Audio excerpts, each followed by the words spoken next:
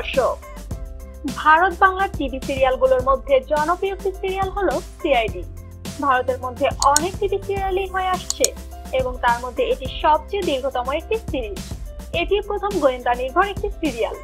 আমরা এই সিরিজের মধ্যে দিয়ে চোখ ধাঁধানো কিছু দৃশ্য দেখতে পাই এবং সবসময় দর্শককে বেঁধে রাখার মতো কাহিনী তুলে ধরা হয়। তাছাড়া এটা এখন পর্যন্ত ভারতের মধ্যে বেশ জনপ্রিয়। আবার অপরদিকে ওপার বাংলা অর্থাৎ বাংলাদেশের মানুষের কাছেও সমানভাবে জনপ্রিয়। আজকে আমরা জানবো ভারতীয় টিভি সিরিয়াল সিআইডির অভিনেত্রী ইন্সপেক্টর পূরবী এর সম্পর্কে বিস্তারিত তথ্য, অর্থাৎ তার পরিবার, ইনকাম, বাড়ি, গাড়ি ইত্যাদি সম্পর্কে বিস্তারিত সব অজানা কথা। খবরটি বিস্তারিত জানতে ভিডিওটি না টেনে শেষ পর্যন্ত দেখতে থাকুন। আর আপনি যদি আমাদের চ্যানেলে নতুন হয়ে থাকেন তাহলে এখনই ভিডিওটিতে একটি লাইক দিন এবং চ্যানেলটি সাবস্ক্রাইব করুন। সিআইডির এই জনপ্রিয় অভিনেত্রী ইন্সপেক্টর পূরবীর ডাক নাম পূরবী হলেও তার আসল নাম আনশা সায়েদ। তিনি মুম্বাই, মহারাষ্ট্র, ভারত এবং 16 জুলাই 1988 সালে জন্মগ্রহণ করেন।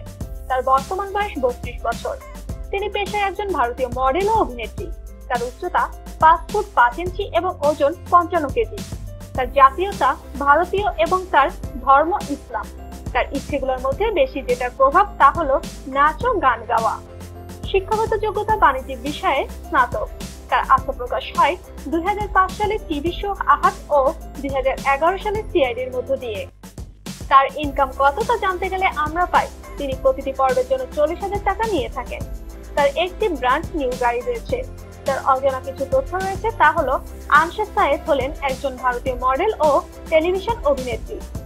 তিনি ভারতীয় বেশ কয়েকটি জনপ্রিয় ধারাবাহিকে অভিনয় করেছেন।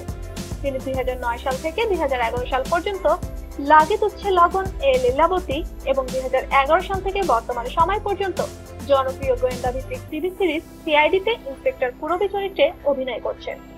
প্রিয় দর্শক, ভারতীয় টিভি সিরিয়াল সিআইডির অভিনেত্রী ইন্সপেক্টর পূরবী এর সম্পর্কে বিস্তারিত তথ্য জেনে আপনাদের কেমন লাগলো তা কমেন্ট বক্সে লিখে ফেলুন। ভিডিওটি ভালো লাগলে একটি লাইক, কমেন্ট ও বন্ধুদের মাঝে শেয়ার করতে ভুলবেন না।